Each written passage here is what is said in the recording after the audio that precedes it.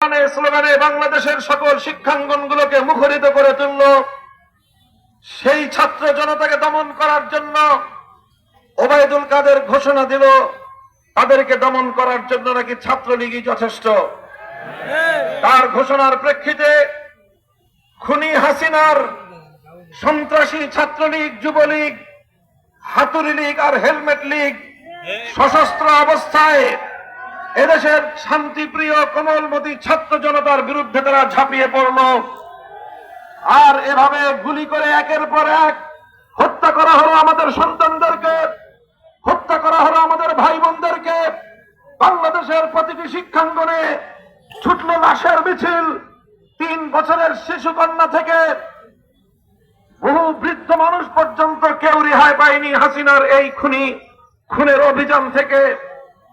বাংলাদেশের জনগণের ট্যাক্সের টাকা দিয়ে কেনা, এদেশের মানুষের নিরাপত্তার দায়িত্বে নিয়োজিত হেলিকপ্টার দিয়ে সাধারণ মানুষ, এমনকি ঘরের মধ্যে অবস্থানরত, নিজের বাসাবাড়ির ছাদের মধ্যে অবস্থানরত মানুষকে তারা গুলি করে নির্বিচারে হত্যা করলো। এমন খুনের কাণ্ড, এমন হত্যাযজ্ঞ বিশ্ব ইতিহাসে বিরল। সেই কবে ফেরাউন আর নমরুদ যেই ধরনের নিজের স্বজাতির উপর নির্যাতন চালিয়েছিল, আজকের আধুনিক যুগে 2024 সালে শেখ হাসিনা সেই ফেরাউন এবং নমরুদের মতো হত্যাযজ্ঞ আমাদের জাতির উপর চালিয়েছে। সংগ্রামী সাথী ও বন্ধুগণ, এভাবেই রক্তের সাগর পাড়ি দিয়ে বাংলাদেশের মানুষ আগস্টের 5 তারিখ বিজয় ছিনিয়ে এনেছে। গণ অভ্যুত্থানের মাধ্যমে স্বৈরাচারী ফ্যাসিস্ট জালিম শেখ হাসিনার পতন ঘটিয়েছে। শেখ হাসিনা বাংলাদেশ থেকে পালিয়ে যেতে বাধ্য হয়েছে।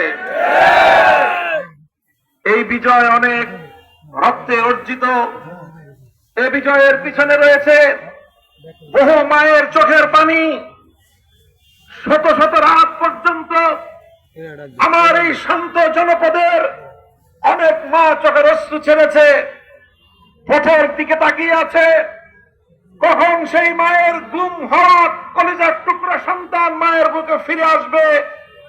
মাসের পর মাস, বছরের পর বছর নির্ঘুম তাকিয়ে থাকা এরকম হাজারো মায়ের চোখের অশ্রু শেখ হাসিনার জন্য অভিশাপ ডেকে এনেছে। লাশের সন্ধানে হাসপাতাল থেকে হাসপাতাল ঘুরেছে বহু বাবা, ক্লান্ত হয়ে বসে পড়েছে রাস্তার উপর।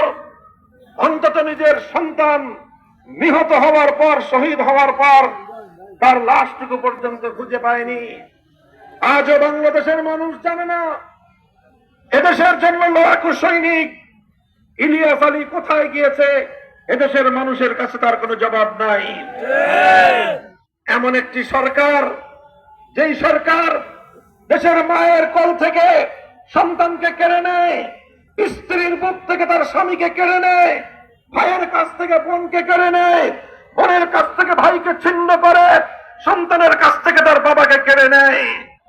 আজও পর্যন্ত সেই কক্সবাজারের ঘটনা বিশ্ব বিবেকের কাছে এক মর্মস্পর্শী ঘটনা হিসেবে বিবেচিত, যেখানে বাবাকে তার সন্তানদের সাথে টেলিফোনে আলাপরত অবস্থায় গুলি করে খুন করেছে শেখ হাসিনার খুনি বাহিনী। এই বাহিনী এভাবে খুন করে, গুম করে, হত্যাযজ্ঞ চালিয়ে মনে করেছিল ক্ষমতার মসনদকে চিরস্থায়ী করে রাখবে।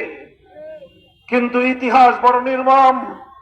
বারবার ইতিহাস তার এই শিক্ষা পুনরাবৃত্ত করে, রক্ত দিয়ে, খুন ঝরিয়ে, অত্যাচার করে, জুলুম করে কেউ কোনোদিন ক্ষমতার মস্তদে চিরস্থায়ী থাকতে পারে না।